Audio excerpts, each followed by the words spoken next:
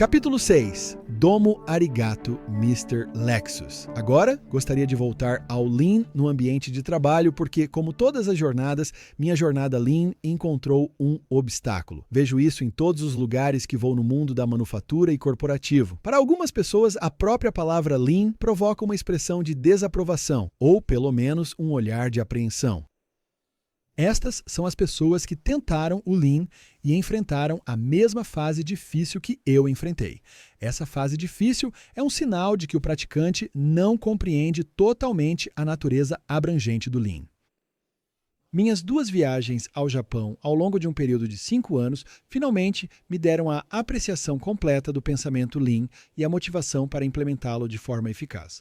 Nos primeiros dias da minha jornada, minha impressão do Lean era de que era uma ferramenta de negócios muito promissora que ajudaria minha empresa a expandir e crescer em uma operação mais eficiente e sofisticada.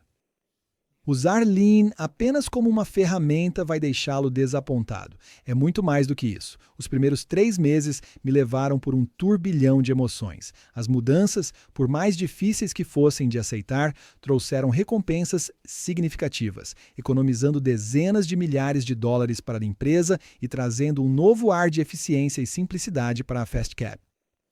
Ainda isso, foi apenas em 3 meses. Eu me sentia como um novo homem, como se tivesse realizado algo significativo. Estava na hora dos consultores irem para casa. Agora que eu sabia o que estava fazendo, certo? Não tão rápido. Essas chamadas mudanças tremendas que eu passei eram, na verdade, consideradas muito pequenas aos olhos do meu mentor. Quando contei a ele sobre meus planos de construir uma instalação maior, eles me olharam como se eu estivesse louco. Por quê? Você já tem demais. Estou pensando, tenho espaço demais? Estou abarrotado, nem consigo trabalhar aqui. Eles protestaram. Ainda não entendi. Foi nessa hora que Brad e John sugeriram que eu participasse de um novo programa. Eu viajaria com vários outros líderes empresariais para o Japão para uma experiência de treinamento imersivo em manufatura enxuta. Parte da excursão incluía uma orientação pessoal e de perto ao sistema de produção da Toyota TPS. Como dizer não? O Japão é a Terra Santa, o país de origem do pensamento Lean. Claro que eu disse sim. Aquela primeira peregrinação ao Japão foi como uma avalanche de aprendizado e inspiração. Fiquei sobrecarregado com mais informações e impressões do que eu poderia processar. As instalações de produção eram instituições de eficiência e simplicidade. Foi como assistir uma pessoa realizar o trabalho de 10 no espaço mais limpo e organizado que eu já tinha visto. Eu não sabia como eu iria repassar todas essas novas informações para o meu pessoal, mas saí convencido de que o Lean resolveria muitos dos problemas que eu estava tendo na FastCap. Quando voltei, implementei mais melhorias e comecei a iniciar o que são chamados de eventos Kaizen. Um evento Kaizen é quando um grupo de funcionários se concentra em um processo e examina cada etapa. Depois, o recompõe, removendo toda a atividade que não agrega valor ou desperdício. É uma abordagem em equipe para fazer melhorias. Nos próximos anos, a FastCap viu muitas melhorias. Eliminamos muito desperdício, simplificamos processos e vimos nosso negócio crescer de forma constante. Tenho que admitir, no entanto, que a manufatura enxuta começou a parecer cansativa. Percebi que me tornei a única força motriz por trás da nossa implementação do Lean. Enquanto eu estivesse por perto para iniciar ideias ou liderar sessões de brainstorming ou eventos Kaizen, veríamos progresso. Assim que me afastava ou fazia uma viagem de negócios, as coisas pareciam permanecer exatamente onde haviam parado. Era como empurrar um trem. Quando encontro pessoas que implementaram Lean, é comum que se sintam frustradas porque não conseguem realmente fazer com que o Lean se estabeleça em sua empresa. Acredito que esse pode ser o ponto em que muitas pessoas desistem do Lean e meio que seguem o protocolo sem convicção. Estou eternamente grato por não ter desistido, pois o que aconteceu na minha segunda peregrinação ao Japão foi um momento decisivo na forma como entendi o panorama geral. Descobri o elo crítico que faltava em meus métodos e por que eu não conseguia fazer o pensamento Lean permanecer. Eu precisava avançar além daquela rotina de ser o único a iniciar todos os eventos Lean, e esta segunda peregrinação ao Japão me deu a perspectiva que eu precisava. O destaque da segunda viagem foi um tour pela fábrica da Lexus e uma palestra de 2 horas pelo vice-presidente da Lexus. A instalação da Lexus foi um dos modelos de produção mais elegantes e fascinantes que já vi. No final da visita, fiz uma pergunta muito direta ao vice-presidente. Qual é a coisa mais importante para a Toyota? Eu estava esperando por uma resposta além do óbvio: eliminar desperdícios através da melhoria contínua, dado que esses são os pilares da manufatura enxuta.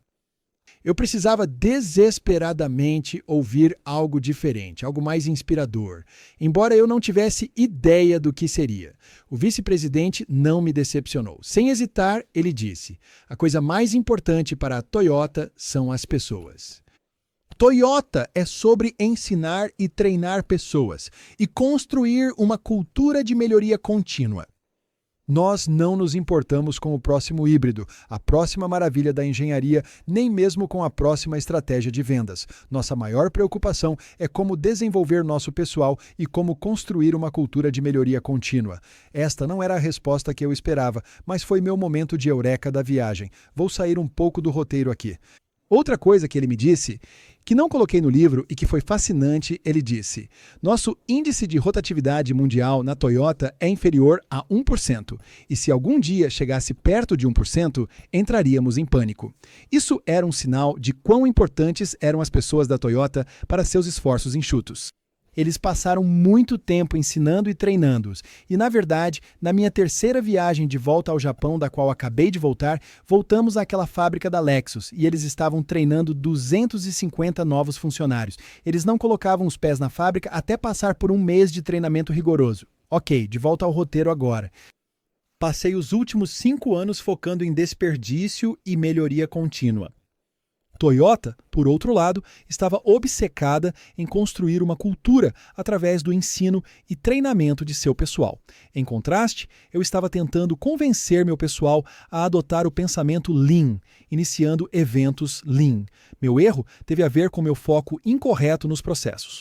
Eu precisava me concentrar em criar uma cultura de pessoas que entendessem e abraçassem a melhoria contínua. Minha intenção equivocada, mas esperançosa, era que meus funcionários vissem o maravilhoso processo de identificação de desperdícios e melhoria contínua com o mesmo entusiasmo que eu.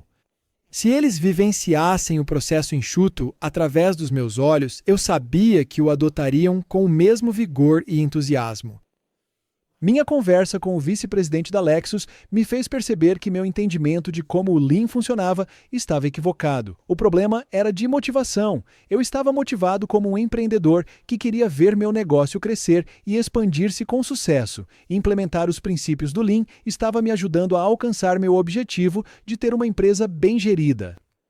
Os meus funcionários, por outro lado, estavam motivados pelas coisas habituais que fazem as pessoas irem trabalhar, como um bom emprego, um pagamento, satisfação pessoal e um senso de camaradagem com outros funcionários. Eles não estavam necessariamente motivados pelo meu grande plano de negócios.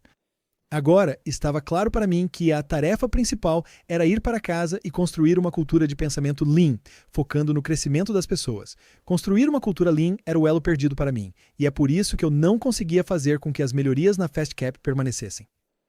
É a razão pela qual eu senti como se estivesse empurrando um trem. Lean é sobre construir uma cultura de melhoria contínua, não sobre realizar eventos Lean ou eventos de Kaizen, se preferir.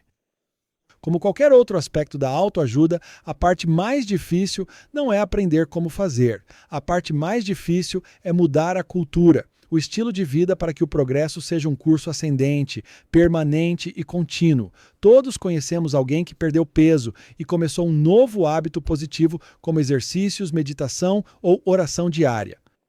Também sabemos que 1 ano depois, muitas dessas melhorias de vida tendem a diminuir. Somos criaturas de hábitos. Mudar é um experimento fácil, mas um mau hábito é como uma amante ciumenta e abandonada, sempre querendo que voltemos.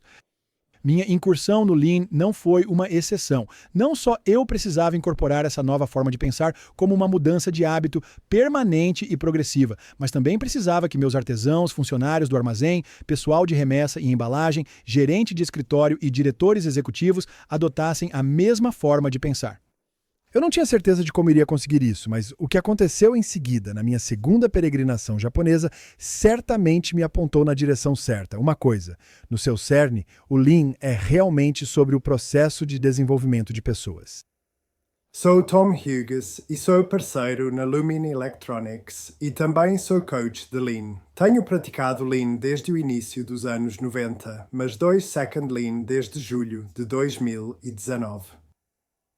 Então, voltando aos anos 90, tive a sorte de, ao sair da faculdade, conseguir um emprego na indústria automotiva do Reino Unido. Fornecimento de primeiro nível. Nós fornecíamos para empresas como Toyota, Nissan e Honda, interagindo com essas pessoas diariamente. Praticávamos Lean diariamente, mas apesar disso, como a maioria das pessoas que pratica Lean, eu perdi completamente o ponto. Eu via Lean como aquela definição clássica de eliminar desperdícios por meio de melhorias contínuas. Bastante eficaz e eficiente, mas como diríamos aqui na Irlanda, não é muito divertido.